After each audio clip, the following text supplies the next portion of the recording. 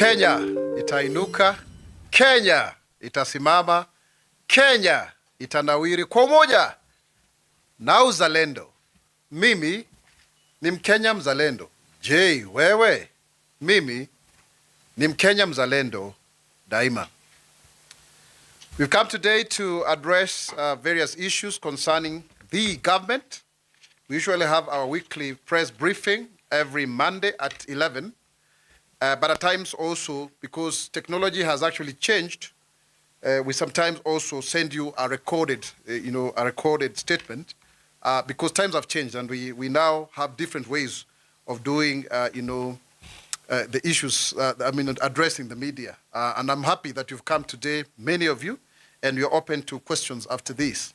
We are addressing the issues to do with the finance bill. We are looking at also the issue of Ebola, just to re-emphasize what has been said, and also the issue of schools and other issues that may arise.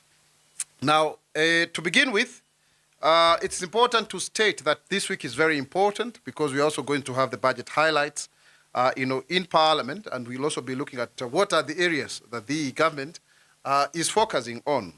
But also we tend to also look at the issue of the school strikes and what is happening. And you can see that there is a debate whether to have schools closed. There are others who are saying, let's do away with the boarding school. But honestly, as a nation, we have a challenge. And we have a challenge, and I think we need to address it. And maybe we as parents need to ask ourselves the question, are we parenting properly? What is lacking? I was at a school yesterday, and they actually told me that the grade 10 learners are more bolder. They're even asking, can you give us an opportunity to communicate with our parents? I don't think we would have said that before. So there's an issue of discipline that we have to have an honest conversation about. We have to have a conversation about. The Bible says in the book of Proverbs 13:24, spare the rod, spoil the child. And he who disciplines their child, because they love them. So we need to ask ourselves, have we dropped the ball? Have we let the parenting role to go back to be done by teachers? We are so busy now, looking for bread. Both fathers and mothers. I beg your pardon. So that's a conversation we need to have. That's a conversation we need to have. Why is it that is happening? We can't just sit back on our laurels. We have to speak about issues of morality. We have to speak about issues of homosexuality and lesbianism in schools. We have to have that difficult conversation as a nation. No matter what it is, we need to have that conversation. Issues of role modeling. What is the father's role? What is the mother's role? That is something we need to have. And we were able to see even some people, even from the opposition, saying that we need to have that dialogue. It's important that we do it, so that then we save the situation, as it were, because these are children, they are destroying their own lives, they are destroying property. So there must be something that must give, going forward. Blaming each other and calling each other names will not help, because that will not end the strikes, that will not end the burning. And we really, really condone with those that lost their lives, the 16 of them at Utumishi Fire Academy. I visited 7 who had been admitted at KNH, and we are glad to say that all of them have since been discharged, and going home. But 3 of them are going to be on a wheelchair. They are going to be on a wheelchair because they jumped from first floor to the ground, and now they had their limbs. They have to be taken care of. We thank God for all of the people that have come in to help, and also even for the parent who lost her life as they were going to pick their child. Government is very keen on such processes, and we'll be talking about this. But this is a conversation that we need to have, because today is this school and another. We need to address the issue of mob lynching. The issue of we saw a young man, Mutuku, be thrown off a bus and then being run over. Also, we had another incident, of 2 young people, university students, who were burnt alive just because they had a disagreement with a boda operator. Those are things that we need to have a conversation on. We seem to have a generation that really, I think we are losing our sense of humanity. This is a tough conversation that is devoid, that is bereft of our political persuasions and inclinations. We have to have a conversation about fake news, misinformation, disinformation. Like if you look at the finance bill, you realize that a lot of information that is out there is fake. There is nothing to do with the motor vehicle circulation tax. That's not true. There is no tax on bread. You know, there is no tax on mitumba. And what happened is that we had the white bill. But the bill that people are supposed to focus on is the green bill as published by the National Assembly. Because when a bill comes from the Treasury to the National Assembly, it's in white. You know, any bill that has not been published is in white anyway, even from a private member. Drawing my experience from being a legislator for 2 houses of parliament. So the green one. But even then, some of those proposals that may have been there were dropped. And further to it, currently the National Assembly is going around to get views from Kenyans. So you present your views. We just had a very robust meeting this morning with the National Treasury and the National Parliament and my office to discuss about these issues. And that is why we are giving that door, so that if you have something that you need to present and you feel it is offending in the bill, then we need to look at it. However, we need to strike a balance between, because there are two sides to our development. How do we raise revenue to finance our development? We shall have the appropriations bill, what is popularly known as the budget, being read. But then how do you finance that very development? There must be a nexus, a balance. And I think ni vizuri tuseme hapa kabisa, like the way we used to say in the third administration, that kulipa ushuru ni kujitosheleza. You see, that is something that we need to inculcate, that we are the ones who can finance our own development. Nobody else can do it for us. Because if we don't do so, what we end up in is having a lot of debts, public debt, which is not sustainable, to be precise. So going forward, therefore, it is important to look at some of the positive things that are in the finance bill. For example, the finance bill is going to enhance certainty in the tax treatment of gratuity payments by clarifying eligibility. Here, if you are on contract, you should have a contract for 3 years, not less, and gratuity is not going to be taxed as long as your contract is 3 years. And in addition, it is up to 31%, because right now the regime has been a bit different. So it's important that that is very well emphasized. There is also a very clear simplification of the sale of scrap taxation framework for scrap metal, so that there is a 5% final withholding tax on whoever is buying this scrap metal, because right now that sector is unregulated. So it's just a way of ensuring that it's neat and tidy, and it will also help us to know where this scrap metal is coming from. There have been accusations of people who are destroying, public infrastructure just to get steel because of the high demand in other jurisdictions. So it will actually help in promoting regulation of the sector through visibility, hence curb vandalism of public properties. That's very important, why that is being done. The other thing that also is critical in the finance bill is to avoid double taxation for trusts through the introduction of a one-stop approach taxation of income of trustees. So if you are creating a trust, and trusts are very good vehicles for wealth creation and even succession management.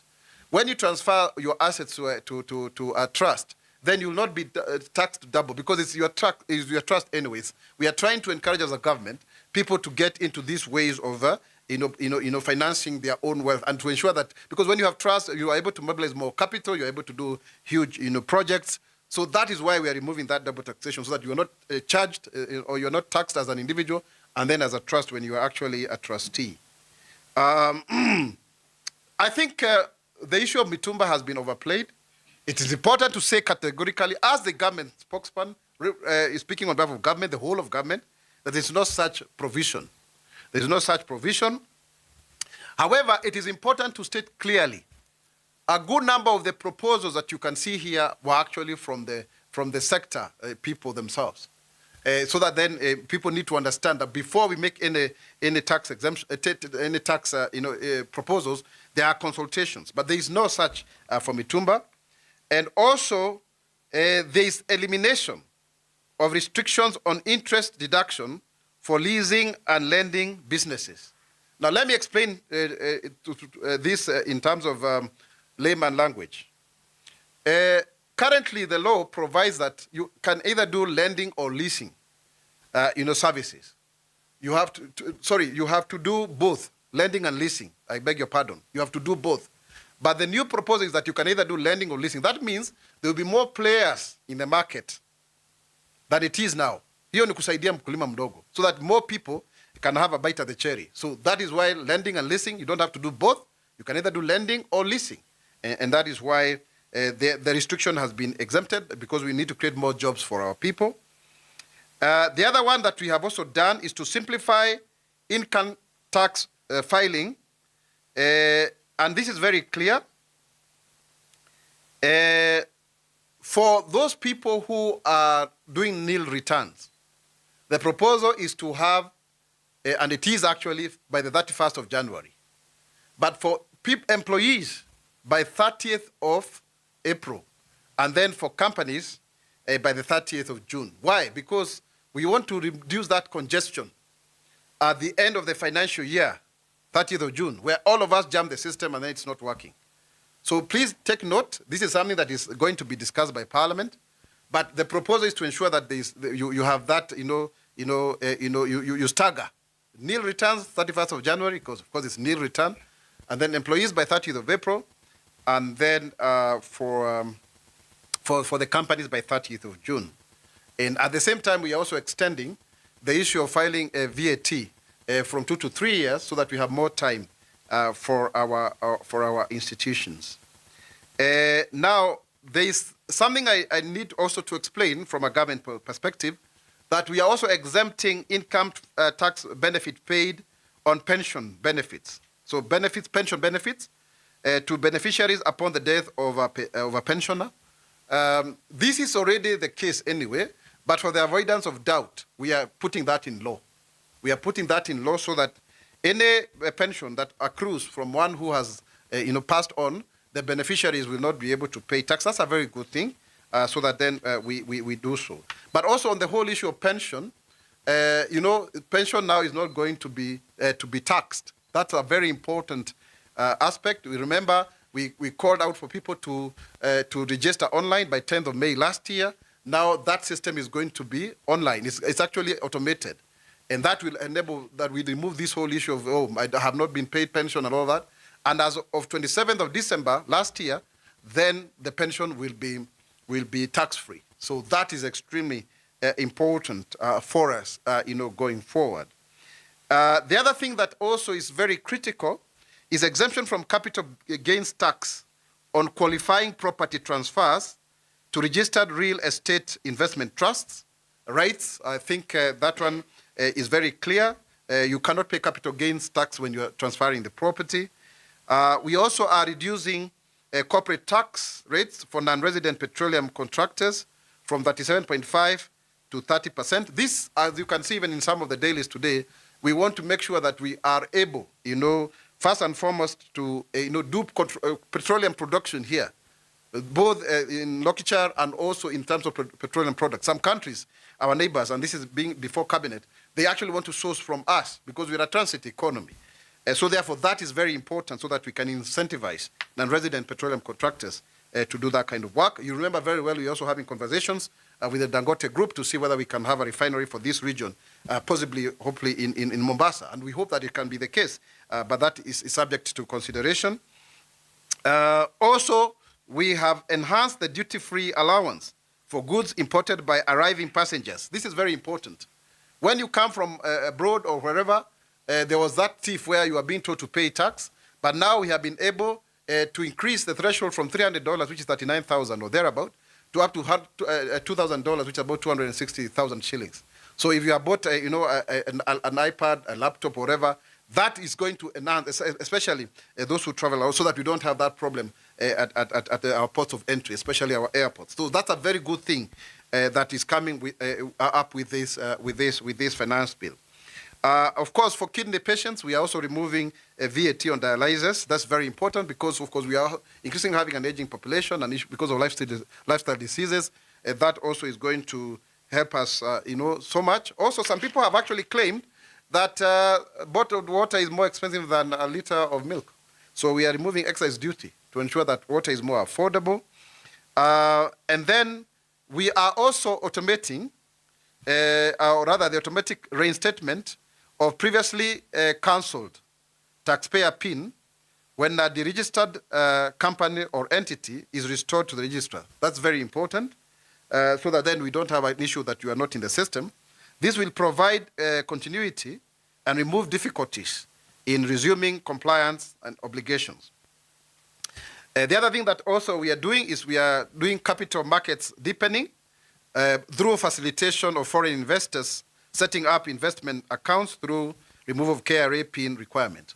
So we want more and more foreign investors to come in. We're in a global economy, and we want to attract foreign direct investment. It's very, very important that being the case, so that then we can move forward. And even for landlords who are of foreign origin, now they can file their returns directly, because before they were using tenants, and you cannot tell at what point what is the status of that foreign entity. So we are trying to make sure that we have more inflows so that Kenya can become the capital hub. We remember very well that for the last 2 years consecutively, we have the ones as a country who have attracted the hugest amount of money in terms of startup capital. And that is very, very important. We are the giant of the Eastern Central African economy, and that is why even the president had a very good engagement with South Africa, because the top economy in Africa, as you may know, is Nigeria, South Africa, and then we follow there. So it's in sub-Saharan Africa. So it's very, very important that we look at that. We've also been able to remove some of the provisions that have actually been problematic. Quite a number of cleaning up that has been done on various provisions, so that then we have alignment. We have been able to reintroduce tax amnesty, the tax amnesty on penalties and interest to promote voluntary self-disclosure. And you can see the period has been increased up to December.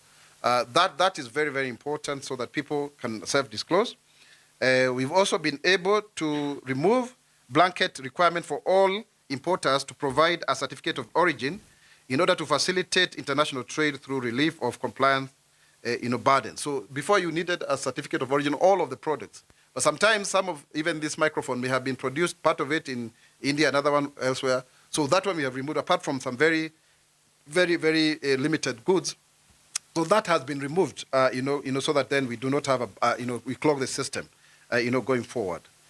Also, we have been able to facilitate the waiver of penalties and interest arising from electronic system errors by the commissioner through removing of the requirement of approval by cabinet secretary to a limit of Kenya shillings 2 million. That really helps us, because we see that all those bottlenecks, that one has been removed. And this will provide timely relief to affected taxpayers, reduce administrative delays, and improve fairness in tax administration. That is very important, because then how many people are able to access a cabinet secretary? So that has been done. And of course, we've also been able to exempt from stamp duty any transfer of a beneficial interest in property to a real estate investment trust. That again, helps us a lot, going forward, so that we can move further. We'll continue to update you on this, but allow me now to focus on that other areas, so that then after that we can have this issue well addressed. And sometimes people have been asking, when the president is engaging internationally, what are the benefits that Kenyans are getting? And it's important because he's just come from South Africa that we enumerate some of the key gains that came out of that for the record as a government. The government is pleased to announce the successful outcome of President William Ruto's recent state visit to South Africa. This landmark visit has ushered in a new era of bilateral cooperation, opening vast opportunities for deepening trade, investment, security, and regional integration between Kenya and South Africa.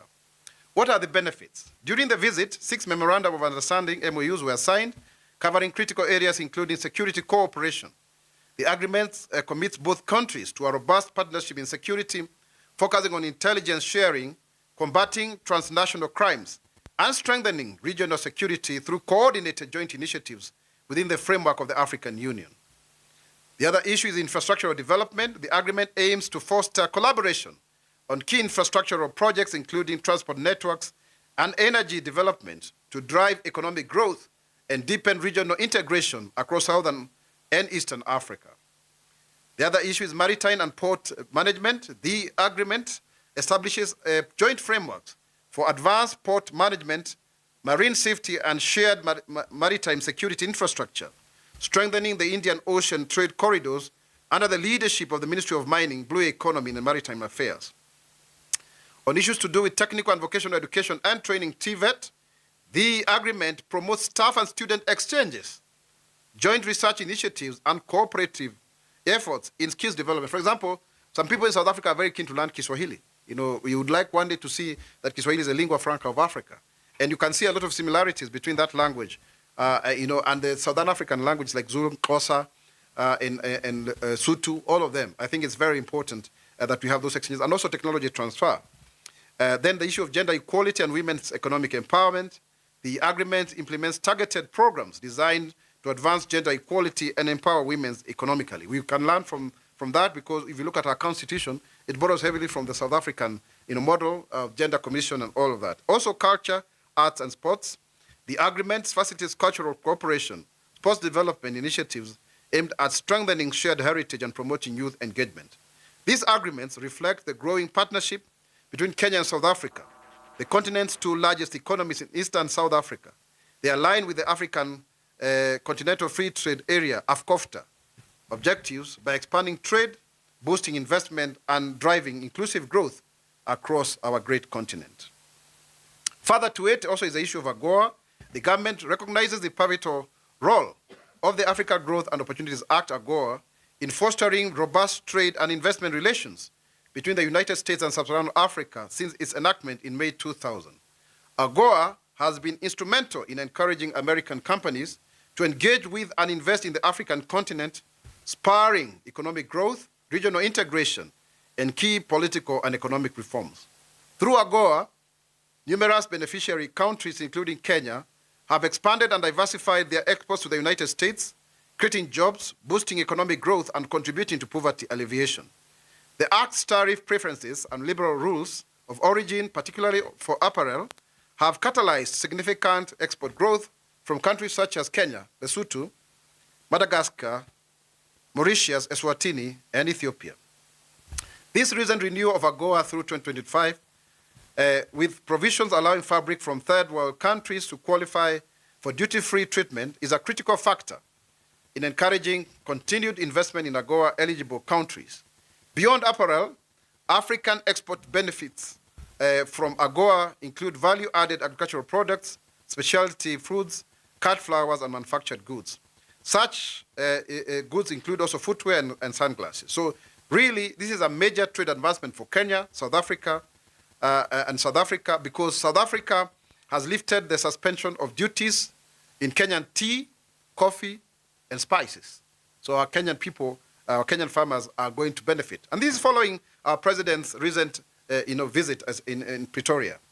So therefore, President Cyril Ramaphosa, that concession, under the South African Custom Union tariff arrangement, will actually enhance market access for Kenyan agricultural products and addresses the long-standing trade imbalances favoring South Africa. You can see over 600 million US dollars in favor of South Africa, and us, I think 180 million or thereabouts. So you can see it's in favor of South Africa, but we want to reduce that balance of trade deficit. So the lifting of these duties, initially imposed in November 2025, marks a significant step in strengthening bilateral trade ties and accelerating intra-African trade and regional integration. This move will facilitate greater market access while fostering stronger economic cooperation between the two nations. Now let's turn to the issue of Ebola. The government reaffirms its steadfast commitment to protecting the health and well-being of all citizens and amid rising regional concerns over Ebola virus disease. and other infectious diseases, recognizing the severity and potential impact of Ebola. The government has escalated preparedness and responses efforts nationwide to ensure rapid detection, containment, and management of any potential cases, thereby safeguarding public health and national security. And it is important to say over 37 Kenyans have been quarantined for that reason. The government has intensified nationwide resensitization campaigns to educate the public on Ebola transmission through direct contact and early symptom recognition. These efforts stress calm vigilance, accurate information, and countering misinformation to maintain public confidence and effective response. Due to the Ebola outbreaks in neighboring countries, strict screening is being with no confirmed Ebola case in Kenya. Please take note, no confirmed case. Operating under Article 35 and 36 of the Health Act, the government has the legal framework to act swiftly and decisively during public health and emergencies, enabling rapid containment measures such as isolation and quarantine without the need for prior public worry. These provisions are critical to minimize fatalities and protecting the population effectively.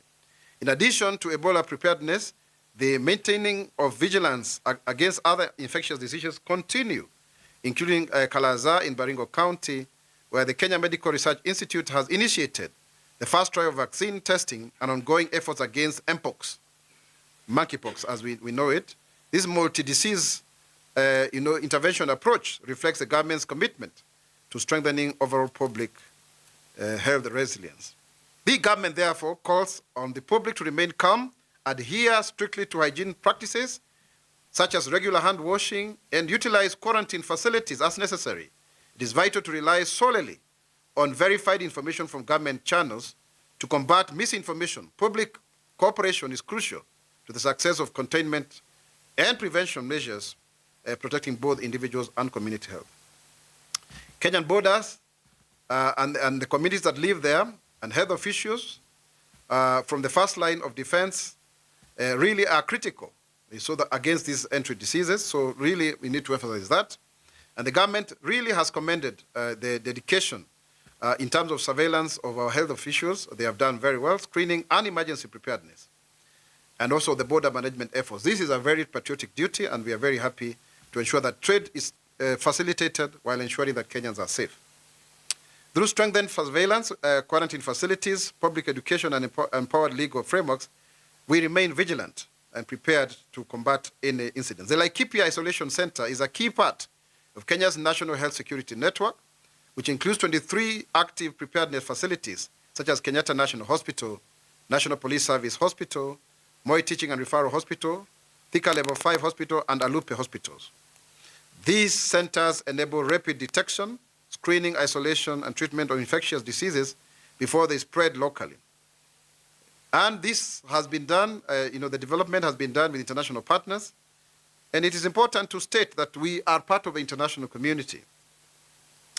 We have a long-standing health partnership with the United States, built over 40 years, and they have supported us with nearly 200 billion shillings. It's important to say that in technical aid and grants that are going to help in treating other diseases like malaria and all of that, even uncommunicable diseases. So there's that spirit of reciprocity, so that they help us, we also help them, because we need each other, just like we did during the times of COVID, and the PEPFAR, the HIV and AIDS, all of that. And even Kenya played a critical role in the last time there was a breakout of Ebola in 2019. So these partnerships, in fact, our health workers were hailed as heroes, because of the work they did. So let's try also see and see we can help. It's not just for us to receive. We have the capacity to do so, the same way we also are able to keep, missions. And one would ask, why Kenya? We also host refugees here. We are very hospitable people. Without compromising this. And also these facilities will be used by Kenyans in case of any infection. Remember, we are a transit economy. People move here a lot. That is how Kenya was made. Kenya is actually around the railway. So that is something that we need to consider. So joint hosting of emergency medical infrastructure with global allies is a recognized global best practice, as been previously utilized when we have global pandemics. So I think that is very, very important. Also, it's good to state that our budget, and it will be stated very clearly, we are focusing a lot on the better pillars. I can see the media, you framed it as election budget, and that is why we look at issues to do with agricultural transformation, which has been allocated 20 billion, fertilizer subsidies, all of that to ensure that we actually meet these programs. And you can see the issue to do with the finance bill vis-a-vis the appropriations bill, which is a budget bill, a mix. For example, like we were exempting some equipment, or rather some materials that were being used for affordable housing, but they have actually been misused. So we are doing that because if you import cement on the basis of affordable housing, how sure are we that you're actually going to build affordable houses? So those are some of the issues that are being addressed by the finance bill, so that we also don't want a situation where people are abusing the process. But we've invested very heavily, like health sector, 167 billion, our education sector, 767 billion, and of course the digital superhighway, 16.3 billion, and also critical service sectors, very, very important that we work together, going forward. So basically, ladies and gentlemen, issues to do also with national security are critical, and to ensure that our 2027 budget for IEBC is clear so that we fund our elections, 24.97 billion. So this is an increase actually of 144% as part of a secure 3-year rollout, that is totaling to 61.74 billion. So that we have 12.76 billion on voter registration, so that everybody is aware and is also has an opportunity to vote and to exercise their votes. And also ICT-related services so that we can secure, through the kits so that people are able to have integrity of the vote. So really, ladies and gentlemen, there are so many misconceptions that are there, as I said earlier.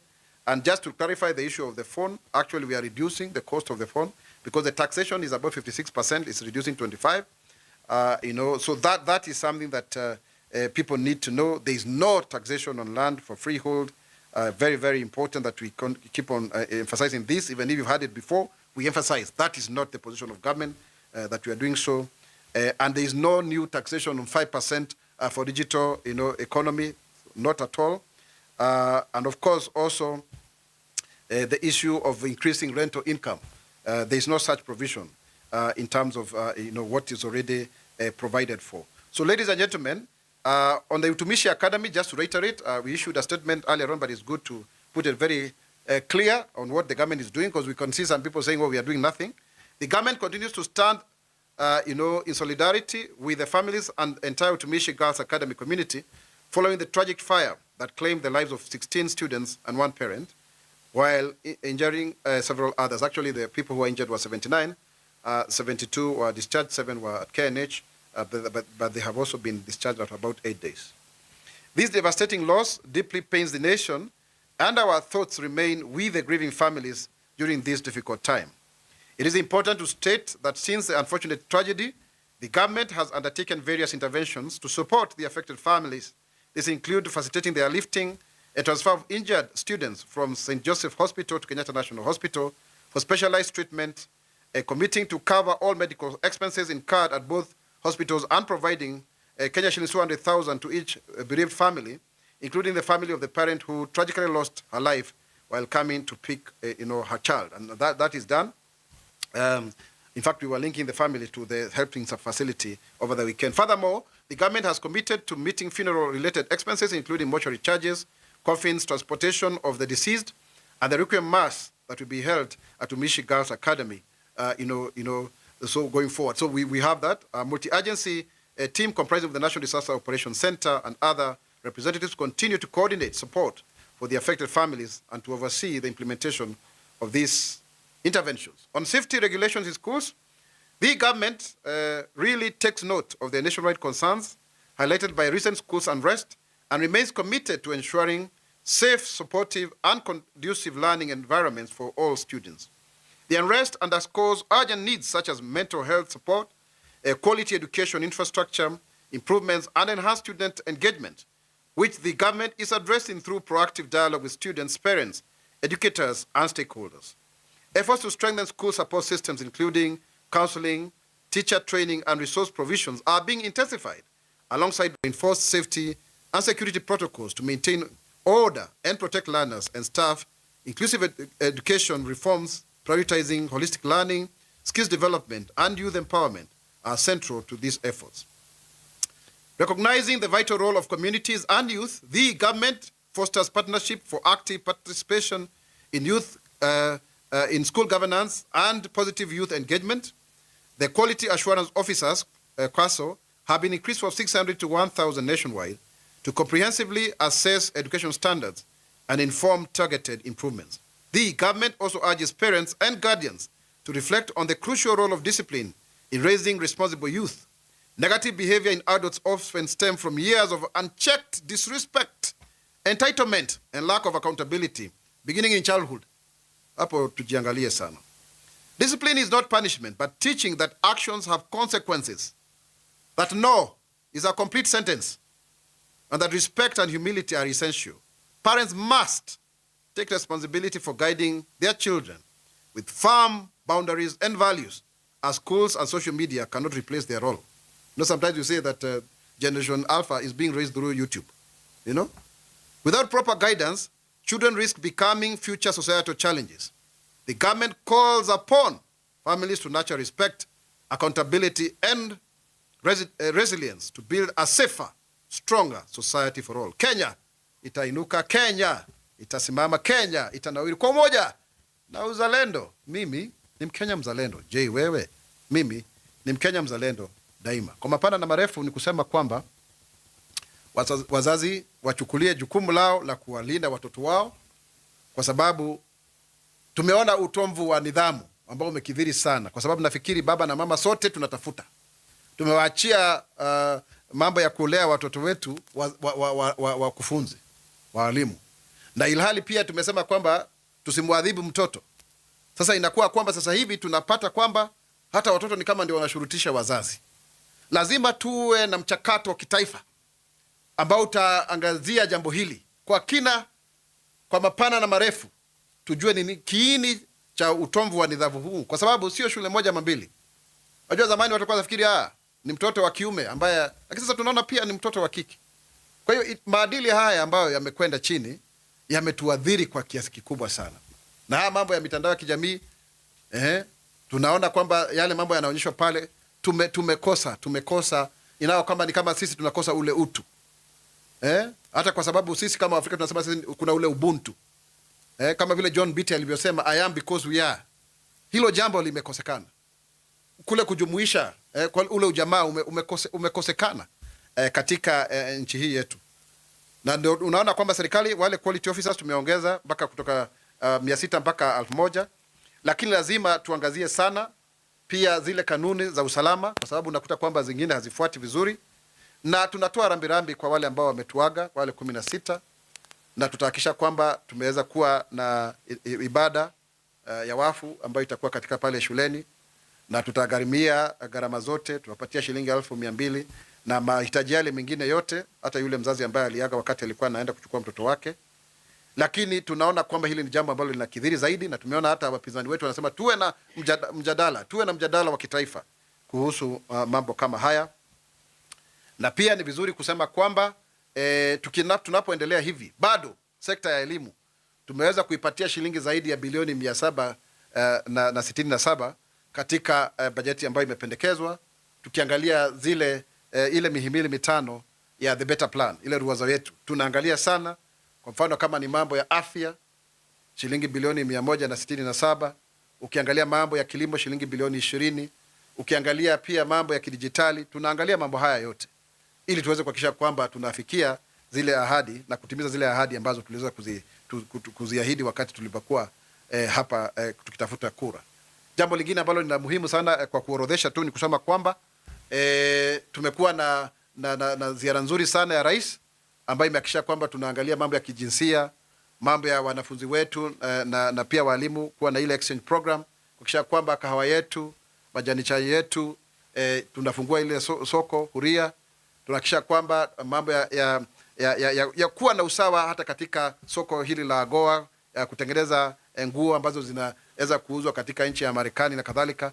tumekuwa na jambo ambalo litasaidia, ziara yake itasaidia sana kuinua yule mkulima wa chini, yule mwanabiashara mdogo, ili aweze kuingia katika ile soko la Afrika Kusini, kwa sababu ukiorodhesha kusini mwa jangwa la Sahara utakuta kwamba Nigeria ndio nchi ya kwanza ikifuatiliwa na Afrika Kusini, alafu sisi tunafuatilia pale. Kwa hiyo sisi ndio wakubwa katika soko hili la mashariki mwa Afrika na kati, na kule kusini ni Afrika Kusini. Kwa hiyo tunapojumuika kwa pamoja inakuwa jambo zuri zaidi, na kumbuka kwamba Mheshimiwa Rais ndiye atakuwa akiwakilisha Afrika nzima katika mkutano wa G7. Kwa hivyo ni vizuri sana kusikizana na viongozi kadha wa kadha kabla ya mkutano ule. Hilo ndio jambo ambalo linasaidia, kwa sababu wengine tunapata manufaa yapi kutokana na safari hizi? Manufaa yako mengi, na rais mwenyewe amesema kwamba wakati anashughulikia masuala ya Kenya lazima pia ashughulikie masuala ya Afrika, kwa sababu kama shughulikia masuala ya Afrika, Kenya haitofaidi. Ni vizuri tuelewe hapo. Ni muhimu zaidi kwamba Kenya sio kama ipo tu peke yake, kisiwa tu ambacho kinakaa peke yake. Tuko katika kujumuika kwa masuala haya yote, na ndiposa hata mambo ya hii ya Ebola tusaidiane. Wa Marekani pia wametufaidi wakati wa COVID, walitufaidi. Mambo ya HIV wametupatia fedha zao. Wakati tunakuwa na hospitali kama hizi zinatusaidia, kwa sababu sisi wenyewe pia Wakenya tukiadhirika tutaweza kufaidika pale. Kuna Wakenya 37 ambao wamewekwa katika quarantine kwa sababu hii Kenya, kama ukiangalia pale Malaba, zaidi ya malori 300 yanapita kila siku.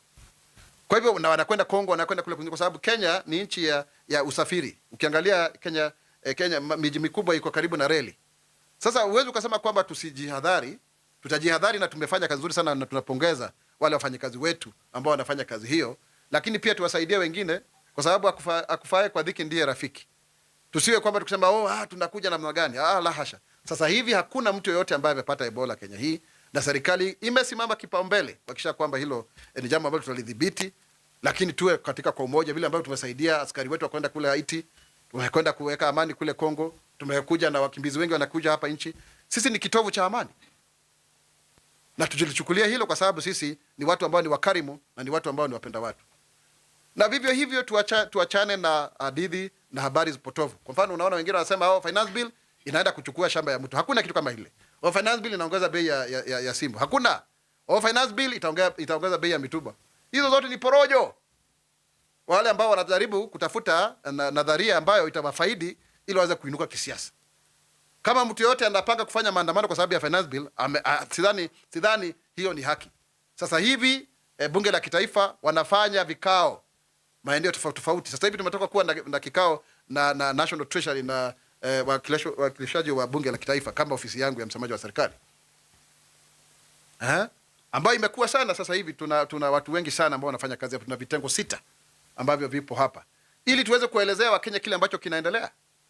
Lakini kama wewe uko na jambo lolote ambalo unafaa kulizungumzia, nenda kwenye kamati ile, ulete mapendekezo yako. Bado mswada hujaweza kupita, ili tuweze kusonga mbele kwa nchi moja, kwa sababu nchi inapoumia ni sisi tunaumia. Wakati tulikuwa na maandamano wakati mwingine, na nimesema tena nirudie tena, tulipoteza zaidi ya shilingi bilioni 6. Ni kumfaidi Mkenya ama ni nini? Ukisema kwamba tunafanya kumbukumbu na wale ambao waliotuaga, alafu kutokee makabiliano kati ya wananchi na vijana wetu, unahatarisha maisha ya vijana wetu. Tuweze kuzungumziana. Tunaona kwamba watu wa upinzani wanasema tuzungumziane. Kama kuna masuala ibuka, tusitukanane tu na kuongea. Tuliona wengine wakiongea jana wakisema hivyo. Tuzungumza, kwa sababu hata kama tuna dhana mbadala kuhusu mwelekeo wa nchi, tuna nchi moja. Na nchi moja hiyo ni nchi yetu ya Kenya. Hamna nchi mbadala. Kwa hivyo hilo ni jambo ambalo tunafaa kulisisitizia, kwa sababu sisi sote ni wa Kenya. Tafadhali tena tunaweza kusema kama serikali, tuangalie watoto wetu. Nidhamu imezorota. Wamekosa heshima, hawana heshima, hawasikii. Hata juzi nilikuwa kule KU, nafikiri mliona. Yaani unaona, yani mambo ukianza kusema ni mrengo, hapana. Watoto ni wa Kenya. Tutafanya nini kwa vile ambavyo mambo yanaendelea? Kwa hivyo tuwe na watu ambao wana subra na watu ambao ni wamoja. Kenya itainuka, Kenya itasimama, Kenya itanawiri kwa moja na uzalendo. Mimi ni Mkenya mzalendo. Je, wewe? Mimi ni Mkenya mzalendo daima. Mungu ibariki Kenya, na tuko tayari sasa kuchukua maswali. Please say your name, the media house you work for, and you go direct to your question. My name is Tilio Marco from KBC. You have said the government is giving 200,000 shillings to the families of Utumishi Girls Academy victims. One of them was buried yesterday, and the family says they have received nothing. So is the government going to fulfill the promise? Next. Oh, sorry.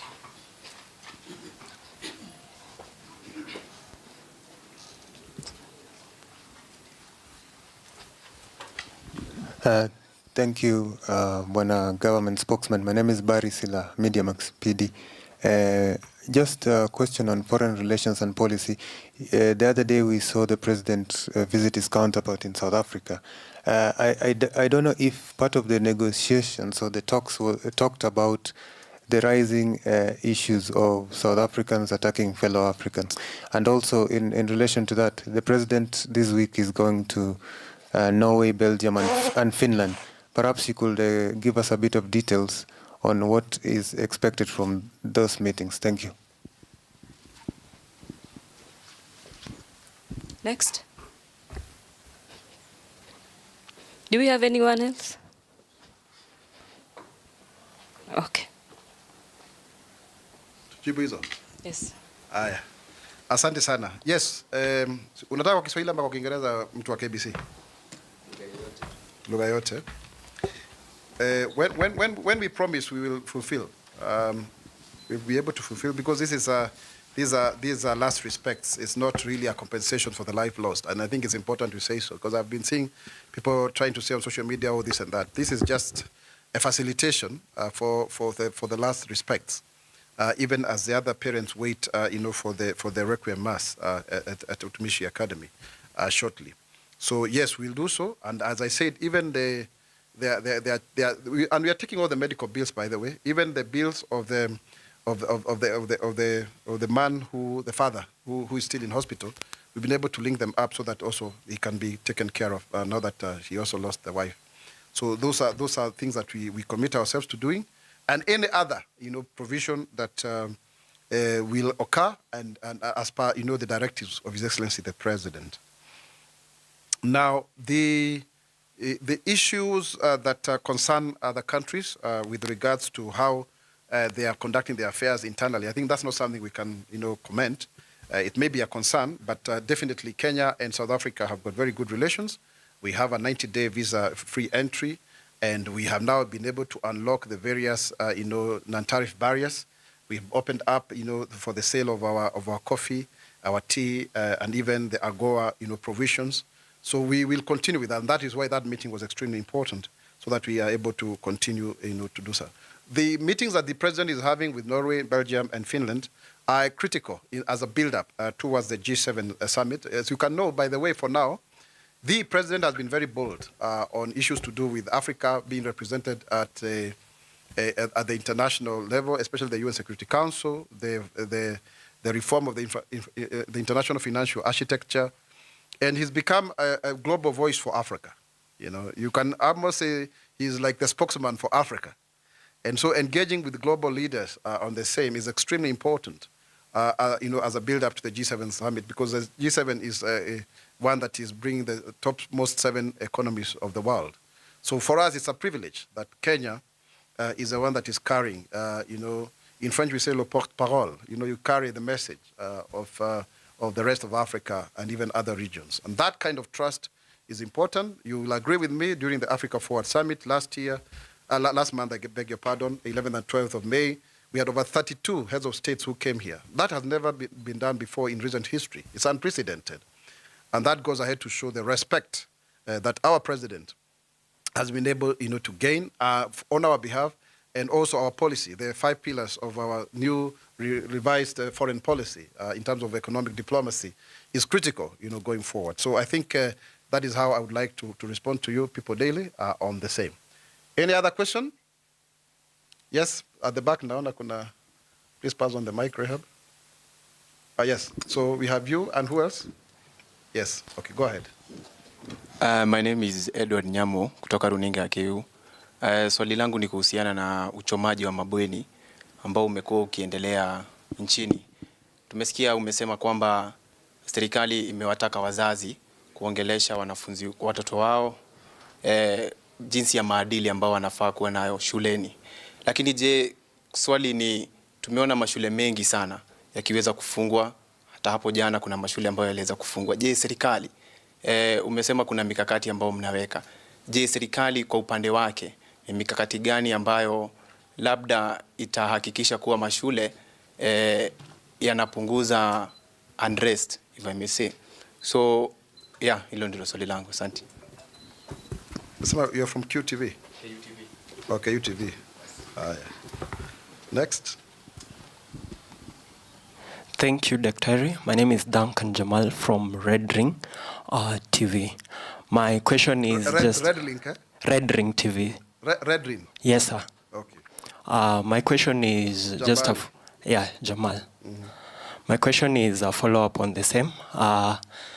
Most of these schools are being maybe burnt within the second term.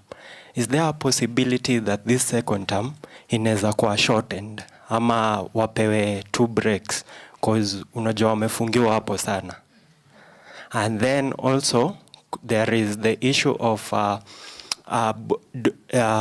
dorms ama history ya quarantine. Ngoja kidogo.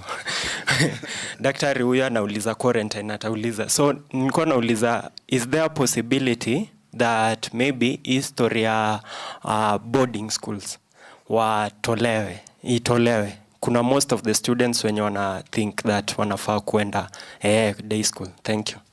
Sawa. Swali jingine?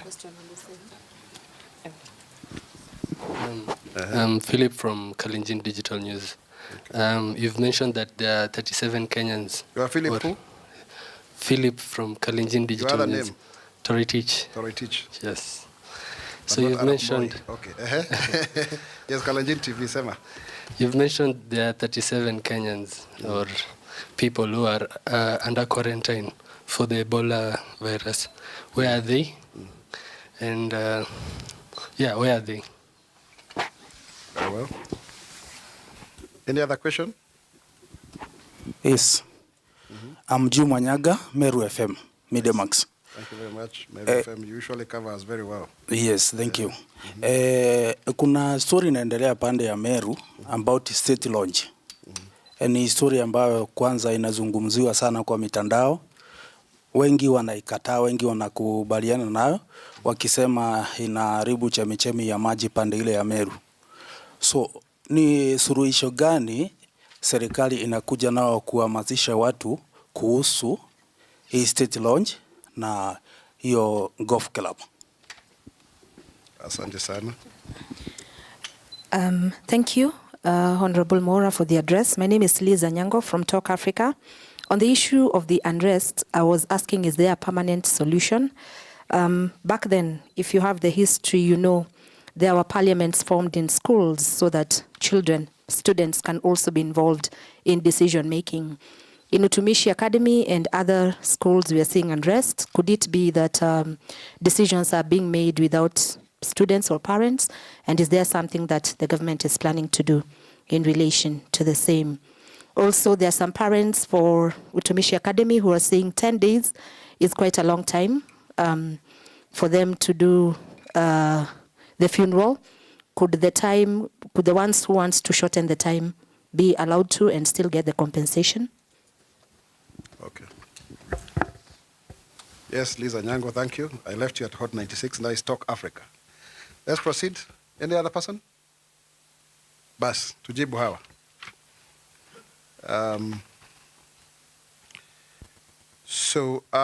I think it's important to be very clear. We start with you. Was it Jabali? Yeah, and KUTV. Edward, yes. You really can't say that huwezi ukasema ati sasa ukitoa boarding school ndio kutakuwa na nidhamu. Wase wengi hapa tulienda boarding school, si ndio? Inamaanisha kwamba sisi tuko na indiscipline? Hapana. Kuna kitu Kenya kinafanya hao watoto wakue hawaiko sawa. So mi na cheki hiyo sio solution. So ukisema ati shule zote ziondolewe boda, tulikuwa na hiyo conversation na viongozi. Do you know walituambia nini? Na hizo madesku ndio zimejaa teenage pregnancy. So unacheki So sio solution. Hiyo tu ni knee-jerk reaction ya kusema nini. Shida ni kuna maadili, kuna ile respect imekosa na discipline. Hiyo hapo kuna shida kidogo.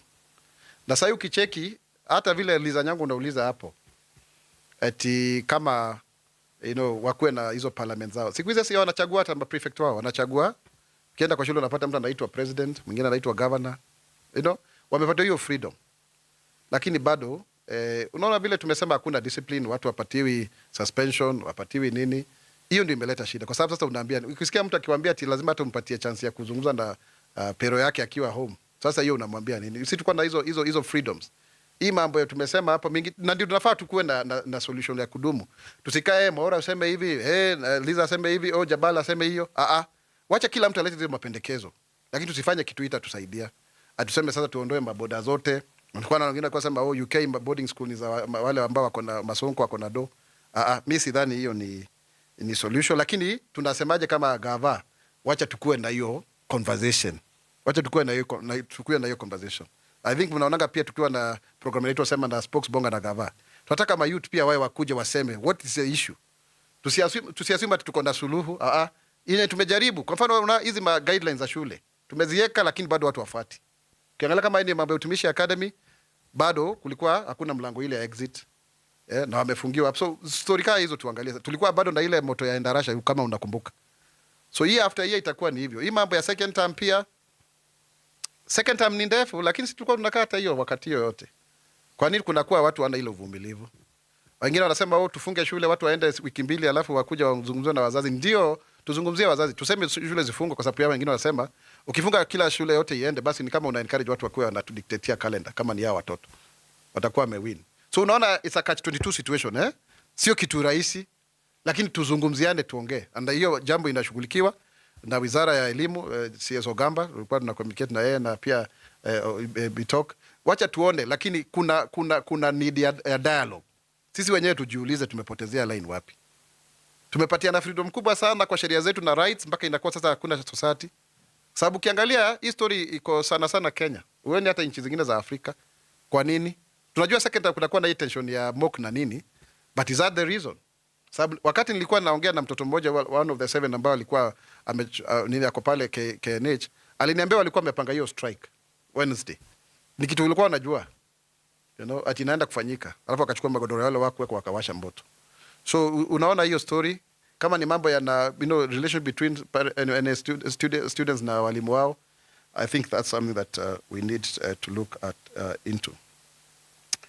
Yeah, I think in a nutshell, I have answered quite a number of the things that you've asked about the issue of quarantine. We have 23 facilities, isolation facilities. It's not good to disclose such because of confidentiality. But yes, we have over 37 Kenyans, as at the last count, who are in these facilities. And just to also say, it's not just like keep here one. That's the emphasis. Because we have been building this internal resilience with the support from our budget, 167 billion finances, and also over 200 billion that we are getting over a period of time. That's very, very important. We have to ensure that people understand. Like while we were in Wajir, Meru FM, we were in Wajir, and people there have a state lodge. They were very happy. For the first time, the president was able to, caucus and even be with the leaders late into the night in Wajir.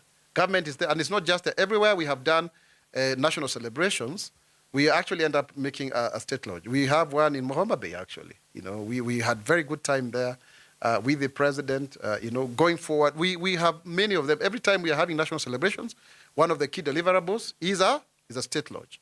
So, it's not a question of, because we need to move the government closer to the people. We are decentralizing. As the county governments are devolving, we are also decentralizing as a national government so that the president the people can be closer to them, and so that people can feel engaged and they can approach and they can be able to engage. Because you see now, the country is vast and wide. And that's what, and also, let's just also look at it from the point of view that when you have such developments, they also come with improve infrastructure. We are able to, for example, now we've done, I think, over 28 stadiums and counting. And the big Talanta there. So we are trying to also help. If you go to Wajir today, it's like a mini city, actually the city in the north, courtesy of the fact that we were able to host Madaraka Day there. Same case would be to Meru. Same case would be to any other county that then we are able to do such. And we are also theming. That time we were looking at education, so that then also people can see the kind of progress that the country has gone through. Now, on the issue of the 10 days, remember we are also trying to match the DNA with the bodies of the people that we lost, the children. So that is what takes time, It's happened before. So we really are calling upon the parents to be more patient, to be a little bit patient with this, so that we are able to properly match everyone, so that we do not have a case of, mistaken identity, whereby you end up, burying a child that was not yours. Let's allow the government pathologist and that whole process to complete, so that by the time we have the requiem mass, that you are also able to find closure that whoever, is the one you are burying is actually your child. And of course, to ensure that also the state is able to ensure that all of the support that we have promised is realized. Otherwise, thank you very much. Asante sana, Mungu awabariki.